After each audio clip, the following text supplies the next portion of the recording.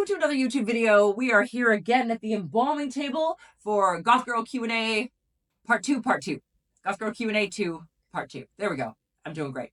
So I did part 1 of this, and there were so many questions that I had to do a part 2, which I'm so excited about because I love answering these. I will try to keep it brief, but as always, no promises. Yours truly talks way too much. It's getting me to shut up, that's the trick. Question number 1. What is your perfume preference? Favorite one, question mark? Well, sadly, I can't really wear perfume. A lot of scents like give me headaches, which is no good. So I love reading perfume names online, like Absinthe and old newspaper, or like rotting library with like scent of old candles. But I can't wear that shit because it gives me headaches. So as much as it sounds pretty, I'm stuck wearing like orange and strawberry and like bakery scent perfume because if it smells like a real thing, like fruit or baking or coffee or anything like that, even absinthe I can do, but real licorice based absinthe, not like the arty ones that I just talked about. I can wear that. And I would love to be able to wear the other stuff, but like I can't. So I just kind of wear whatever fruit scent suits my mood that day, I suppose. All right, question number 2. What is your favorite meal to eat? Well, that's 2 things. Number 1, I'm very partial to poutine. Number 1, because I'm Canadian. Number 2, because poutine is fucking delicious. If you haven't had it, go find some. And find good stuff, not terrible stuff. Number 1, I was recently in Florida, and I was amazed at the amount of people that didn't know what poutine was. Second of all, the people that hadn't had it. Third of all, I had a lady tell me that her mother used to make her poutine with French fries and cottage cheese and gravy. And my poor Canadian heart just shattered at that blasphemy. Like that is not a thing. Do not make your poutine with cottage cheese. I am actually deeply offended by that. And my second favorite thing, or my tied for favorite thing to eat, is Yorkshire puddings with gravy. My Nana was British, and I grew up eating homemade Yorkshire puddings, and they are absolutely delicious. And sometimes I even like dip them in brie and then put gravy on them. Oh my God, is it good? If you haven't tried it, please try it. It's incredible. Question number 3. What other kind of music do you listen to other than spooky stuff? Madonna, question mark? Hell no. The answer to Madonna is hell no.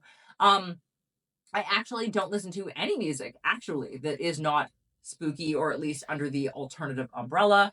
I don't listen to Madonna. I don't listen to pop. I don't listen to country. I know I went into this a little bit in my last Q&A. I don't listen to rap. I don't listen to hip hop. I don't listen to Lady Gaga. Like literally all of my music taste goes from like Sisters of Mercy, Bauhaus, London After Midnight to like industrial 9 Inch Nails, KMFDM kind of stuff, a little bit of agrotech, Copy Christ, whatever, and also, like modern, like sort of typo negative, that kind of stuff, and sometimes a little bit of new metal, a little bit of Korn or what have you if I want to indulge my like teenage rage, but that's it. I don't even do emo. I don't do whimsy goth. I don't do folk. Like nothing. It's all pretty much alternative. Okay. Question 4. What is your least favorite fabric to sew with? Well, I would say PVC wins the award for that. It's terrible. Every time I show myself sewing stretch velvet, there's always people that comment and they're like, "Oh my God, sewing stretch velvet, that's terrible." And don't get me wrong, it's a little bit terrible because the nap like pushes against itself. I get that.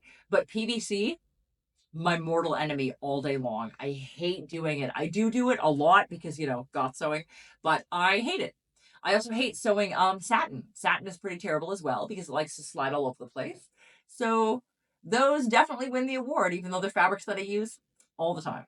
Question 5. If you could have any vintage sewing machine, money is no object, what would it be? Well, what's funny is I don't go after vintage sewing machines for like the name brand or like the model. I just go after them for like pure power and what it's able to do because I abuse the shit out of my sewing machines. Like I sew through materials that you should never sew, amounts of layers that you should never sew, weird shit that you should never be doing. And like I'm here because Scary Baby sews through an alligator tail, not because he's a brother machine from the 70s. You know what I mean? So, like, and that's a true story. Scary Baby did actually sew through an alligator tail. Um, so basically, I would love any vintage machine that has like a lot of like serious power behind it and lets me do what I want to do. Um, but I would also love one of those small like vintage like saddle sewing machines that have a very small needle plate on them like this, so that I could like do my own boot zippers and get like around weird backpack corners. Like that would be kind of cool because I still have to take my boots to the shoe repair person, even though I know how to replace zippers because I physically can't get them, onto the like main plate of my sewing machine. All right, question 6. Did you watch Hilarious House of Frightenstein? And if yes, who was your favorite character? Well, I watched Hilarious House of Frightenstein. Yes, I did. The answer is yes. Not when it was airing, though, obviously. It was much later than that. But I got it as a series. I watched every episode, and this is going to shock you, but Vincent Price was my favorite character out of that series, and I watched the series mostly for him, although like a lot of the other characters were cool. And I was at a car show with my dad a few years ago in Toronto, and I actually got to meet Mitch Markowitz, who played Super Hippie on the show. And when he had a little break from being the celebrity guy at the car show, I actually went backstage with him, and he told me personal stories about Vincent Price being on set at the Hilarious House of Frightenstein, and it was thrilling. It was absolutely thrilling to hear like personal stories about Vincent Price from someone who had met him. Lovely, lovely human. And I do mean that about both of them. Both Mitch Markowitz and Vincent Price are lovely, lovely humans. What are your top 3 places in the world that you want to visit before you RIP? Well, I would love to visit Germany because, as I mentioned earlier, I would love to go to like WGT, something like that. Um, I loved Paris. I was there for one day. I said that in my previous Q&A video. I was there for exactly one day, but I would love to go back to France and like do some exploring of Paris and like surrounding like countryside towns. I did not have nearly enough time. Um, I would also love to go to like Scotland somewhere. I think that would be really cool. And I would love to go back to London. I know I was already there once, but like man, the architecture and the cemeteries in Europe just make me feel like I'm at home. Like ever since I've been to European cemeteries, the ones here are just like they're not the same. They don't have the same beauty. They don't have the same romance. Don't get me wrong, I go hang out there anyway because they're still beautiful, but they just don't have the history and the amount of time that the ones in Europe have had to be as beautiful as they are. Anyone who lives in Europe that watches this, you are so lucky. Your cemeteries and architecture is so beautiful. Okay.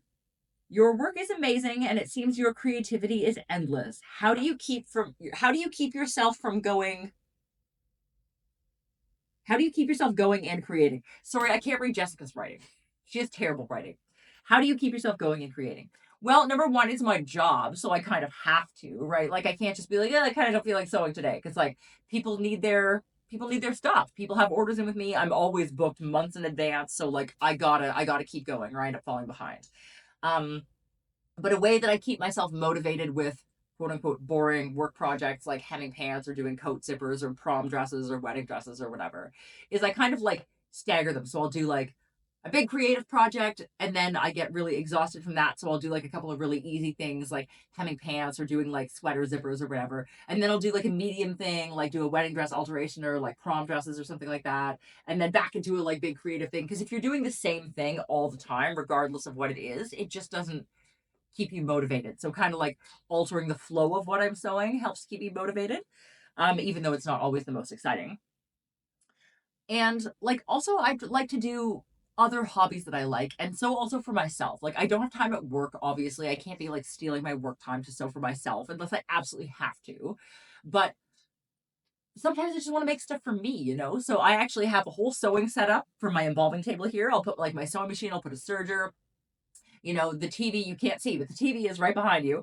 So you can like, I can put on Bram Stoker's Dracula, watch a movie, put on some music, light some candles and incense, and like make myself some beautiful lingerie or whatever it is so that it doesn't feel like it's all work for other people. And like, I also don't get something. So sometimes it's fun to sew for myself as well. I also like to keep stuff on that keeps me inspired while I'm sewing. So, Gothic movies alternative music. Sometimes we listen to like crime or cult documentaries, like things that keep my brain active so I don't just feel like I'm like mindlessly sewing for hours on end. Okay, out of all the weird and wonderful collections you have, which is your most cherished favorite? That's a really good question. I'm not going to answer that definitively because I have a very hard time selecting my absolute favorite of literally anything. But I absolutely love my Victorian morning jewelry collection. If you want to see an in-depth video on that, I could make it. My Victorian morning jewelry collection, that would be really interesting.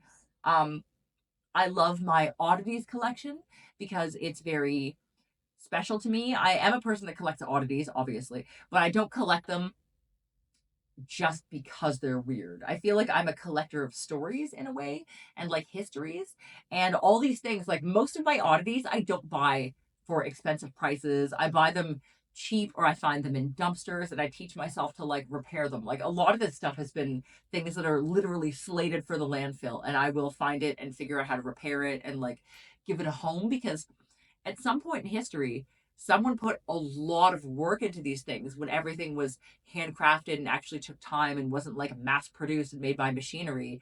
And it seems a shame to throw something like that away that will never exist again and almost like that person's, forgotten. So if there's one person on this earth that remembers the work they put in, even if that person is just me and it just lives in my living room, like that seems like what you should do, right? That just seems like something necessary that needs to be done. At least that's my opinion of it. All right. How do you care for yourself? Do you have something that is always a pick me up when you are in a funk? Um, no, not something specifically. And if I'm being very honest, I don't often take good care of myself. I work way too much. Like I work way too much and I sleep way too little. But I do try. I try to keep my skin moisturized, which is important because I'm very, very dry. If I have the time, sometimes I'll take like a bath and listen to like music that I really like. I also really enjoy cooking. So sometimes I'll like spend a day in the kitchen just like cooking something really special for dinner. I really enjoy looking around at flea markets and garage sales and antique stores and that kind of thing because it helps keep my brain like creative and looking at the potential of what things could be. So those are things that I sometimes try to do when I feel like I'm in a rut, but like I'm certainly not perfect at it, as I'm sure no one is. All right. Question 11. Will you be at Frightmare 2025?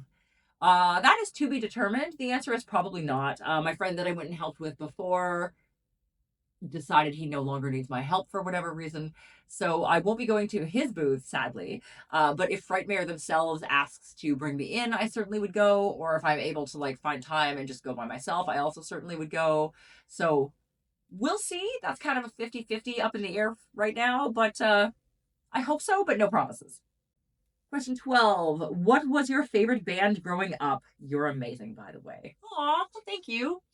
Um, when I was a very, very small child, like not with my own music taste, like a toddler, my favorite artist was Raffi because I was, very fond of the Wheels on the Bus and what have you. So much so that my friends in elementary school actually made fun of me occasionally and said that Raffi was my boyfriend, which is fucking mortifying when you're like 5 years old, right? Um, Past that, I kind of inherited my dad's music taste, I guess. He is a big fan of CCR, Creedence Clearwater Revival. There we go. If I don't trip over my own words, um, and also ZZ Top, that kind of stuff. So I kind of liked that like classic rock, hard rock when I was younger, and then when I developed my own music taste through high school, my absolute favorite band, bar none, was Nine Inch Nails. Once I got my own music taste, and that still stands. It's not like I can't say my absolute favorite because Typo Negative and stuff is up there as well, but Nine Inch Nails is still amongst my top bands for sure. But I was definitely that weird alternative hard rock industrial girl, KMFDM, Nine Inch Nails, Rob Zombie. Those were my jam when I was in high school for sure. Okay, question 13. What are your top three favorite horror movies? Well, number one favorite film, I think, is probably Bram Stoker's Dracula. If you watched Brody's birthday vlog from this year, just a couple videos ago, I did a whole evening themed on Bram Stoker's Dracula because we very much both love the film. I made myself the red Dracula robe, the whole thing. My God, I've watched that movie like dozens and dozens and dozens of times, and every time it's like the first time. It's such an incredible film, and Gary Oldman is such an incredible actor. I also really love Interview with the Vampire, which is probably up there. Are you sensing a theme here? My like 90s gothic self. Interview with the Vampire is incredible. Love that film. It's totally awesome. And my third one might have to be House on Haunted Hill with Vincent Price. I'm not sure. I'm probably gonna regret these choices later, but House on Haunted Hill with Vincent Price is probably my favorite Vincent Price film of all time. I've also watched that dozens and dozens of times. I can literally tell you exactly what movie is on just from the scream in the beginning of the film. That's how many times I've watched it.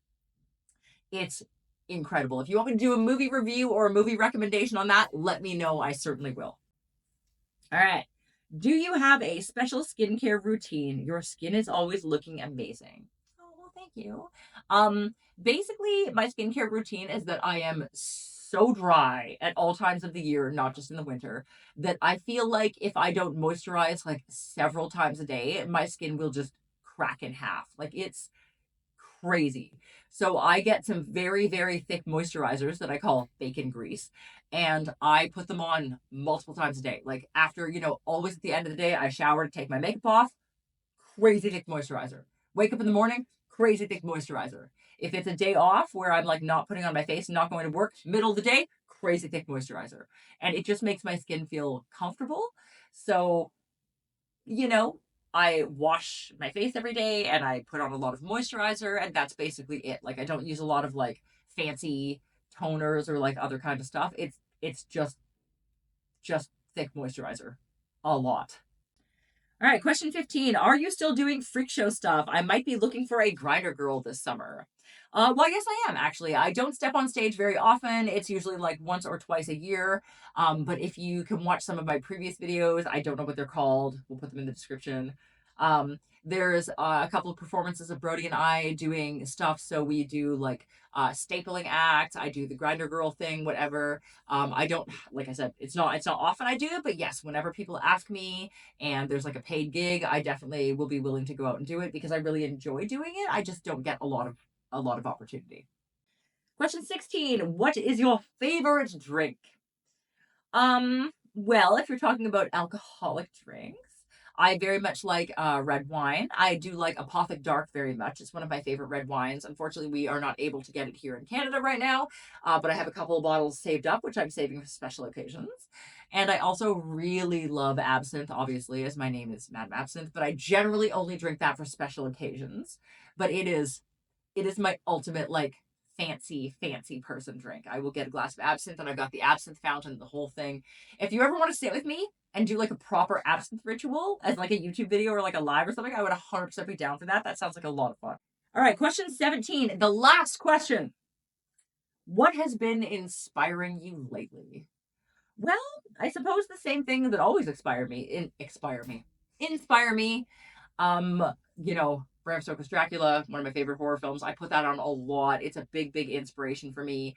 Looking around at like thrift stores and like vintage fabrics and, like looking at the shapes of like trees and cemeteries, listening to music that like makes me feel a certain way. And sometimes people's ideas, like sometimes people will message me and we're like, I have this really cool idea, here it is, can you make it come to life? Sometimes that inspires me too, because that's something that I never thought of, but it's like, oh, okay, yeah, I could see how we could put this together. I'm gonna like learn a bunch of new stuff. We get to buy fabrics that I never get to use. Like, so sometimes other people's ideas also inspire me greatly because it makes my brain think in a way that I wouldn't have been thinking on my own, if that makes sense.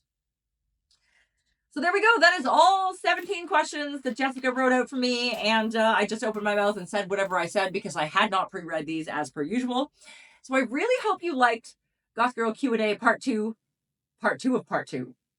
And if you did, if you could give this video a thumbs up, that would be amazing. If you want to follow me on any of the social medias, we're going to put them all below for you. I've got Facebook, I've got Instagram, I've got all the things. I also have a Patreon. So if you want to join my Patreon and sign up, you can. So you get videos. Sometimes you get videos that never even make it onto YouTube. So there's like 1 or 2 videos up there that like never made it on here that you'll never see anywhere else. You get to see the real videos of like sewing creations that I do when they go on stage for performance. You get sneak peeks of things that are going on. You get all sorts of cool shit. So if you want to sign for Patreon, please be my guest. If you want to just send me a tip, which would be totally awesome, you can buy me a Ko-fi. It's ko-fi.com/Madam Absinthe. It helps support my YouTube channel, which I make like zero monies on, and also my creative, crazy sewing project, which helps keep my brain inspired. So I think that's it. Like, subscribe, follow me on social media, join my Patreon if you wish, buy me a Ko-fi if you want to, and I will see you guys all around for my next Q&A, whenever the hell that is. But first, other stuff. Probably more sewing. Probably more sewing.